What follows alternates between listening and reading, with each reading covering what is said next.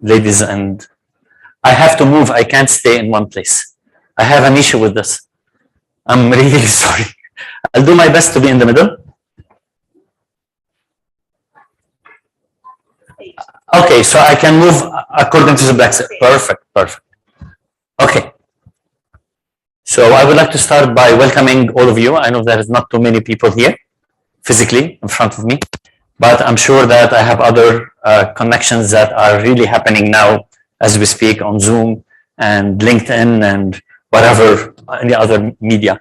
So welcome to all of you. I would like to start by asking you for courtesy to turn off your mobile phone into silent, the same way like I did, because what applies to me applies to everybody else. And we're gonna start with design for non-designers, okay?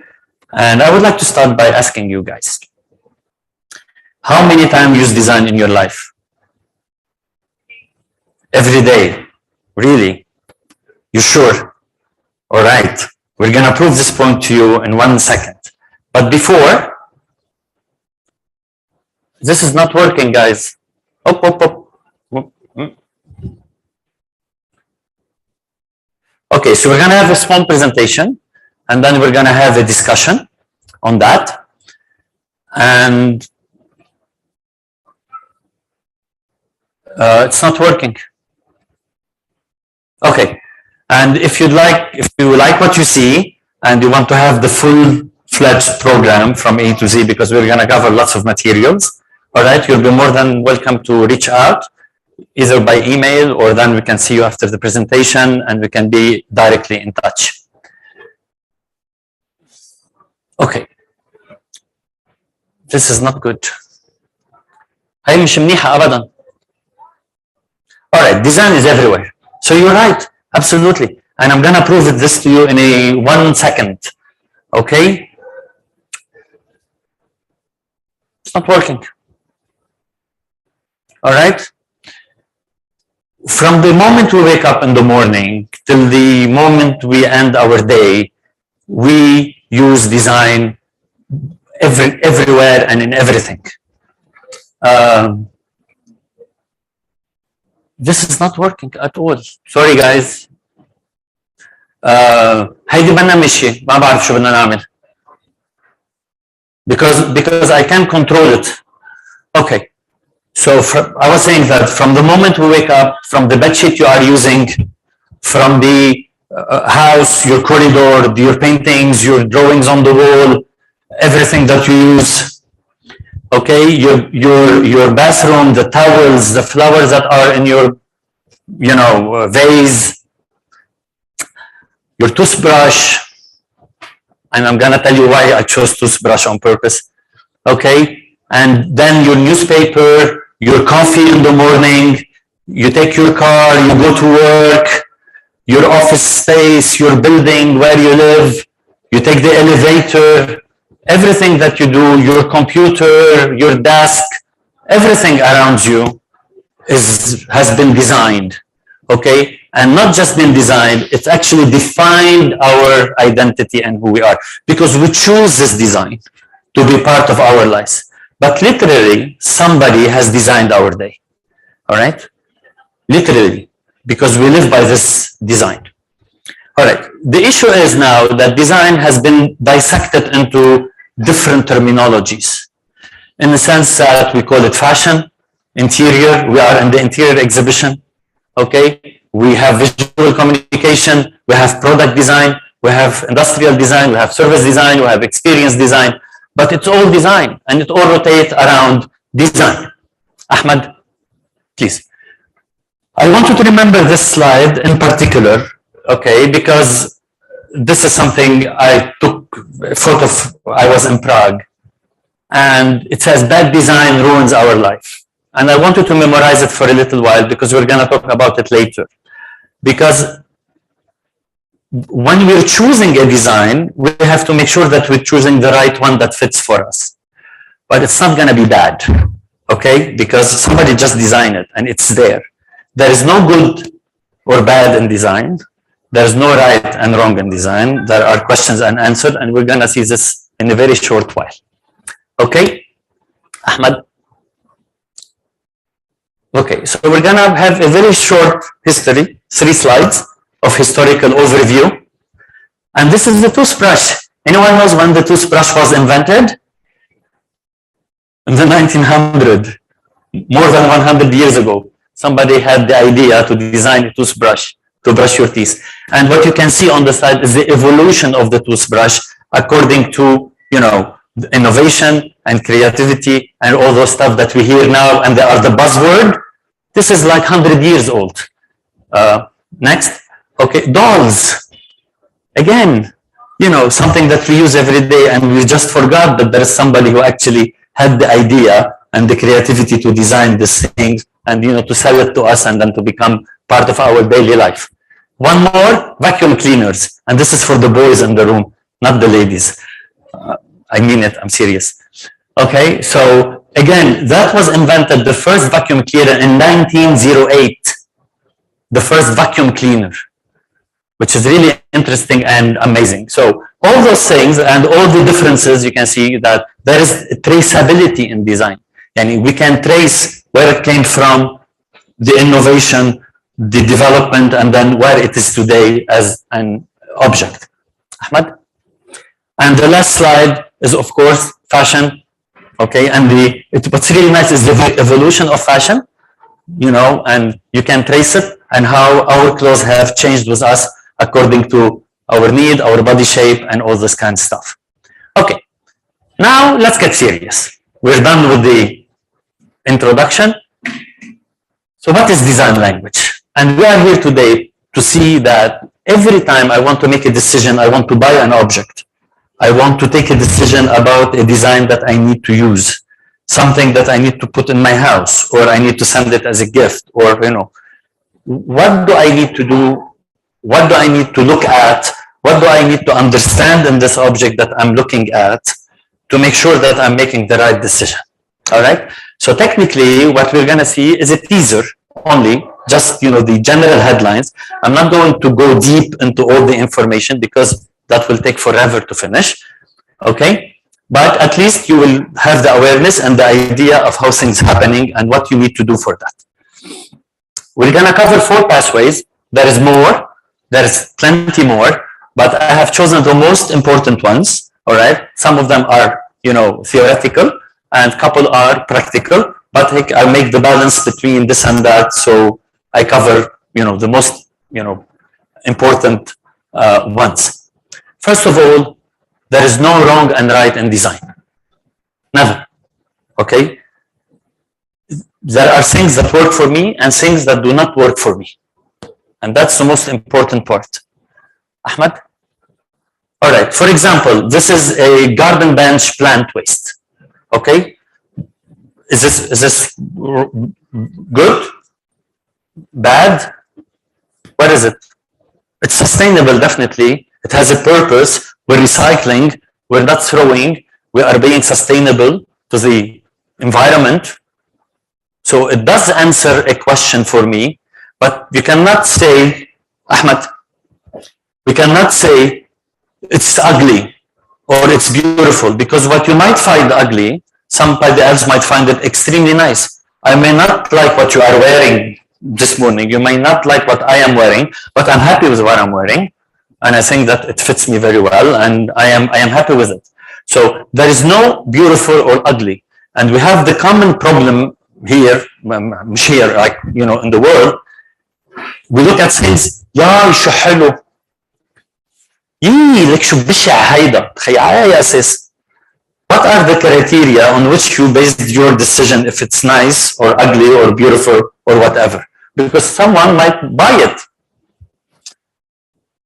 Okay, like for example, this one. This is a living room from plastic bags, waste.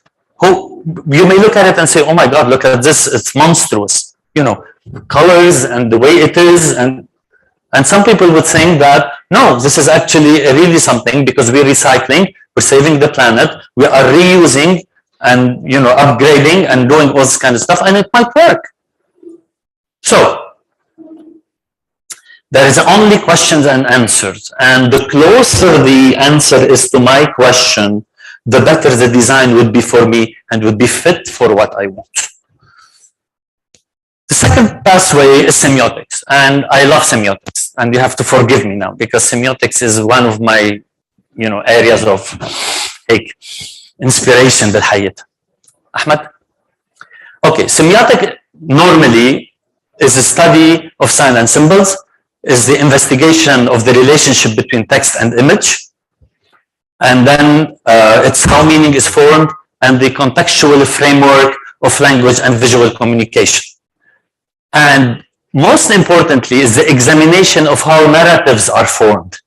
By narrative, we mean story, and we're going to see the example in a bit, okay, how narrative are being formed semiotically, and it should be communicated in a very proper manner, and it is also the methodological approach to creativity and innovation.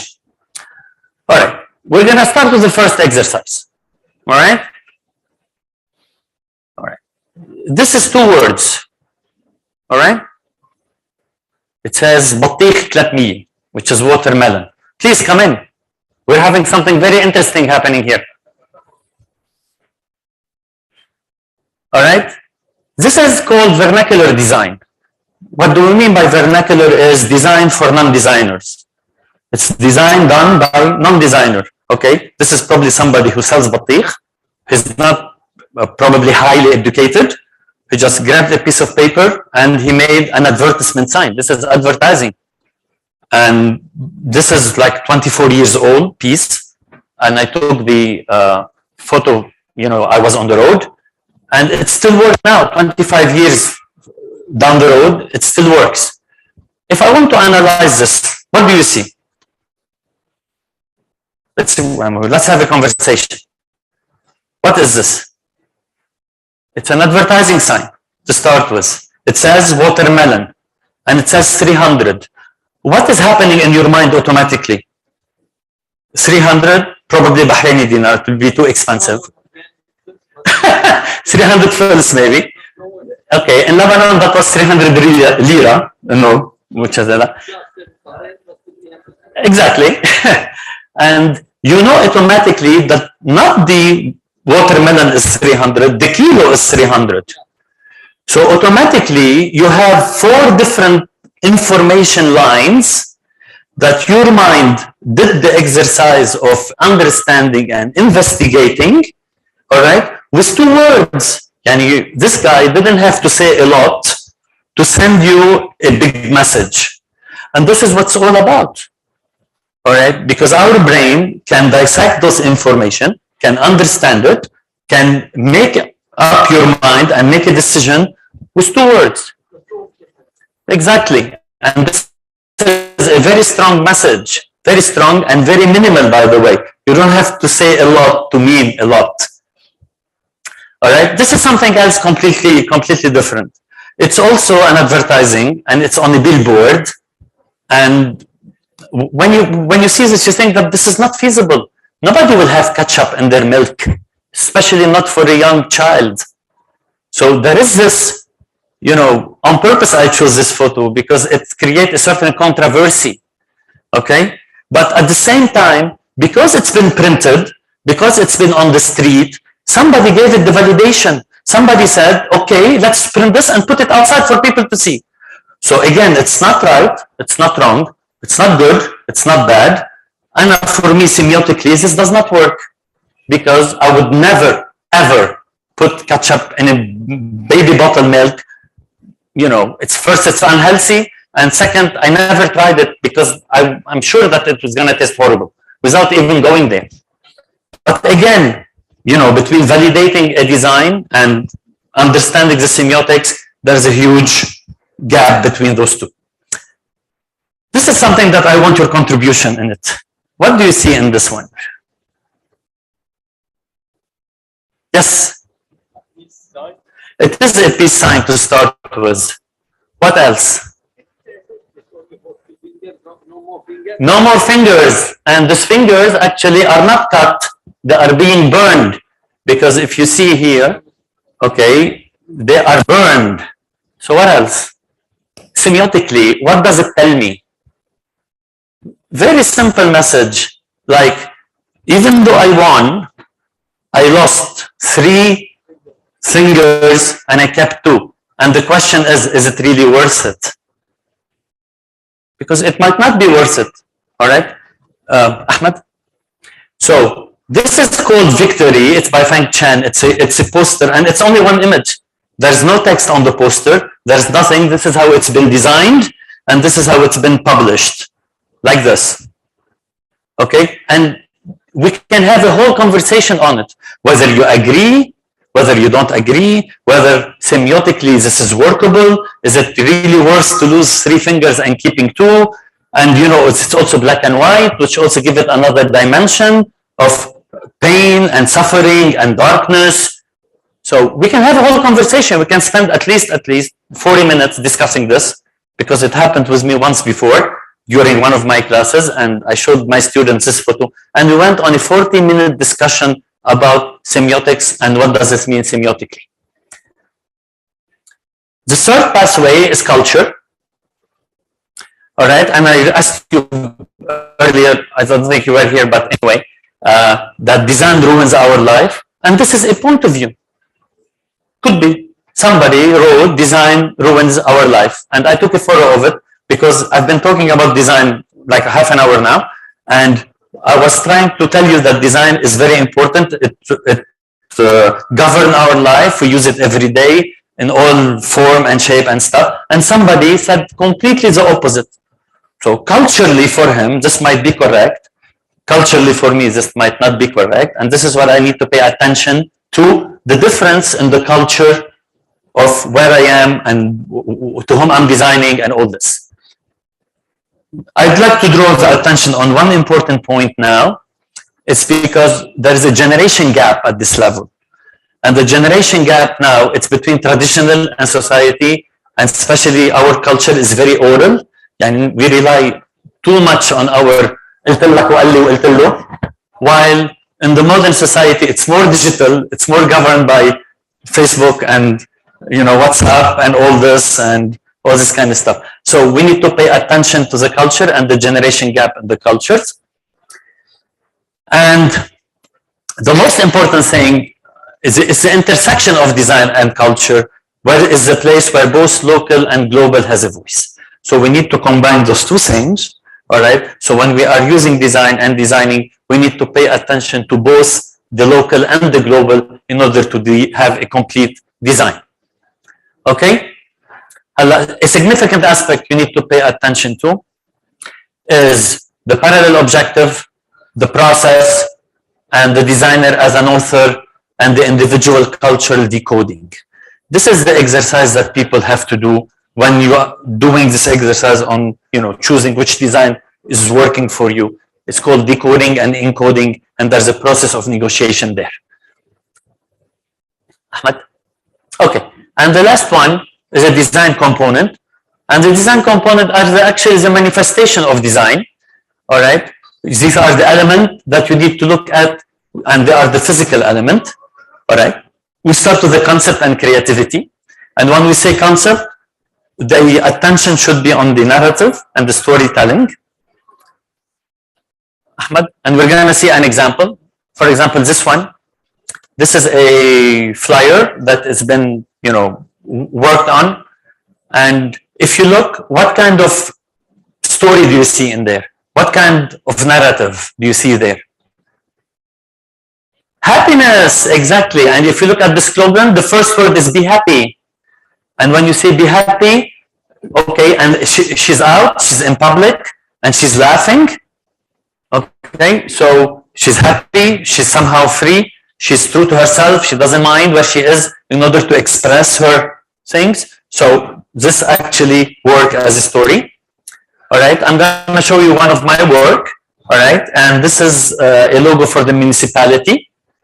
And if we see the second slide, this is Psharri. This is where I'm from. It's my village, and I like to show it. And Psharri is the hometown of Gibran Khalil Gibran, who is the author of The Prophet. And it's a famous book, been translated to more than 130 languages worldwide. And I was asked to design the logo for the municipality. So what I did is I took one narrative from Gibran, instead of using his photo directly, I took that Sharri Mawtanu Kalbi, which is Sharri is the home of my heart, and we based the design on this narrative. It was a story, like this is where your heart belongs, this is where your life is, and hence the shape of the heart. And we needed to include the cedars because, you know, because it's a governmental entity, we had to have, you know, the cedar, which is symbol of the Lebanese country. So this is another narrative, another story.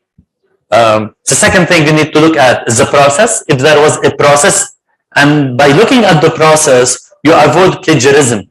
If you ask the designer or whoever is showing you this design, tell him what is the process that has been done. If there is no process, that means it's copied. It's somebody, he took it from the internet, probably put it there and, you know, made some arrangement on it. Okay. And the process is actually a whole physical, you know, explanation. And this is one of my classes. Okay. I really take the time to explain to my students what is the process, what is decoding, what's encoding, okay, and how to move along the line in order to start from the brief, which is on the far left, to the final outcome. So there is a process. Things don't just happen like this, okay, haphazard. And then we have the planning and the structure, the navigation, the information, you know, all, and the material if there is a physical object. And I just want to tell you a nice story about this one in particular, the Postura flyer. And because the logo that was chosen is the Vitruvian Man, and the Vitruvian Man is Leonardo da Vinci, you know, putting the man in a circle and a square, and it's a well-known figure, but the figure is naked. And this is about Pilates and doing all this, you know, physical exercises and learning and all this. So what we designed is a fig leaf, which is here, the small fig leaf in the far end corner. And we put the fig leaf to cover the sensitive areas. And on the fig leaf, we written, present this flyer and get a free body assessment. Okay, so we made it interactive. We made a different kind of communication and different kind of structure. And people loved it because it was fun. You know, like you have this, you have to peel it, look, you know, and all this kind of interaction. So it made a whole difference in, you know, interaction. And it's not online. This is a physical, you know, paper. But, you know, you can do an interactive even on 2D and in print. Okay. And the first and the last thing, actually, sorry, the last thing you look at is actually the color. Because all what I said before, like the concept, okay, and the narrative, which is coming from semiotics, this comes first. The last thing you look at is the color and the typography and the images and the symbols and all that. Okay. So, for example, again, this is two examples that have a multitude of colors, and those multitude of color actually tell a story, because when you look at the leaf and you know that the leaf go from green to dead, and it goes through different colors, and this is the different color phases that a leaf would go through. And this brand, the Land brand, is technically they make oil and they make essence, natural shampoos, hand soaps, all this kind of stuff that are coming directly from nature without any chemical additives. So it really represents well the, you know, cycle of life and the cycle of manufacturing and all this kind and all this. Another example on typography. This is a typeface that has been designed especially for this project, and it's called Akul, and Akul is a flower that grows in the desert. And the typeface has been designed from the shape of the flower. And we took the flower, we dissected the flower, we made a whole analysis on what it is, how it is, and then we designed the whole Arabic typography around it, and then we took it and we applied it on the poster, and you can see it in green and in pink, all right? And we matched it with a Latin typeface on top of that. And this is something else that says about the structure of information, and no matter how small the labels are, you can always make them readable, and you can always put your ingredients and, you know, put all the things in a very structured manner, and we call this information design system. Okay, and this is the last example. that I want to show you that no matter how small things are, okay, because this has lots of example in it. We have color coding, we have typographical treatment, we have information design systems, we have, you know, all those elements that I showed you in the other 3 ones, they're all grouped in one label for one product. And I want to show you the before and the after, because before I took the project on and I redesigned the labels, okay, they were like the one on top. And again, it's not wrong, but whoever did the first one did it according to his or her knowledge. I don't know who that is, all right? And they did it the way they know how to do things, okay? I did it the way I know semiotics, the way I analyze semiotics, the way I look at things, and you can see the difference between them, okay? It's more structured, more readable, more direct, give you this message and all this. All right, so I'm going to leave you with some thoughts because I'm done. And the thoughts are the following. First, we should be authentic to endure. That's one, we should be true to ourselves and authentic. And it's not what you do, because everybody does everything and everybody does the same thing. We all do designs. There's plenty of designers out there. The difference is how you do it and not what you actually do. And you have to understand your culture, because you cannot be true designer if you don't design for the culture you are living in and you are culturally sensitive for that. And the last one, which is my favorite of all times, and it's from The Little Prince of Antoine de Saint-Exupéry, which is you can only see clearly with your heart. What's essential is invisible to the eye. Because so many times we stand in front of a design and we say, oh my God, it speaks to you. And you know, it just touches you inside, and this is the whole idea. And at this level, you don't have to do anything else. That's it, you're done. Okay? So thank you very much for this. Thank you. And I would love to have a conversation with you if you have any questions. If we have any questions from our online or from our Zoom or whatever, we'll be more than happy to cover all those questions. Thank you, guys.